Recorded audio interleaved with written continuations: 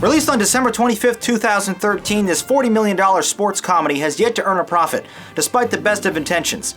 Feeling like a spiritual successor to both Rocky and Raging Bull, Hollywood heavyweights Sylvester Stallone and Robert De Niro star as elderly boxers who are coaxed out of retirement for one last payday, a revenge bout to settle a 30-year-old score between them. At this point in their respective careers, especially with roles seemingly tailored specifically for them, these guys could have done this film in their sleep. But thankfully, they both turn in some convincing and occasionally heartwarming scenes. Director Peter Siegel competently leads the talented cast, which includes some funny quips from Kevin Hart, amusing old people humor from Alan Arkin, and more delicate romantic and familial performances from Kim Basinger and John Bernthal. Basinger, who still looks as beautiful as ever, quickly reminds Stallone that no matter how hard you guys work, you won't be your best. Sly's resigned but prideful, "It's the best we've got" reply is about as deep as the emotions run in this picture, but they serve their purpose without ever feeling too hammy or awkward. The contrived but decently believable premise stays well paced by bouncing between the parallel narratives of our boxing protagonists. How do you live with yourself knowing that we tied?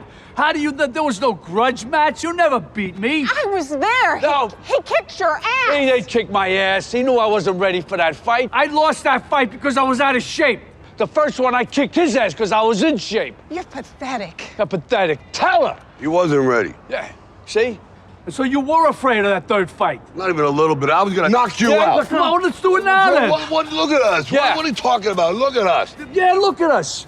We're not dead. Everybody's laughing at us. The whole world's laughing That's at right. us. But we're not dead. We're not dead. In fact, this whole thing has made me feel more alive than ever. The PG-13 rated story has few surprises and twists, but despite some initial hesitation, the concept of geriatrics punching each other in the face actually works, with the main event presented like an actual televised fight, complete with real-life announcers playing themselves. It worked for Rocky VI, so why not here? The 113-minute feature even includes the third-act inspirational getting in shape montage, with Stallone outriding an electric wheelchair as proof of his improvement. Instead of the sweeping sounds of Bill Conti's Gonna Fly Now, though, we're treated to some original work by Trevor Rabin and a mix of pop tunes. If nothing else, this is a decent feel-good movie with actors we know and love, sort of like an old shoe. It may be worn out and inferior, but it's nice and comfortable. And while I don't have any desire to watch this one again, it has made me excited to go back and see all 6 Rocky films. So that's gotta count for something, right? Grudge Match. Familiar gimmicks with nostalgic characters. Here's some of your reviews now for this picture.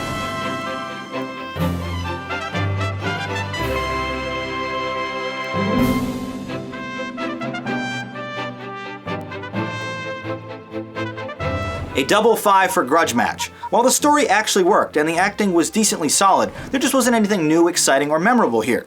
An average and formulaic film that was a decent time, we both rated it an alright.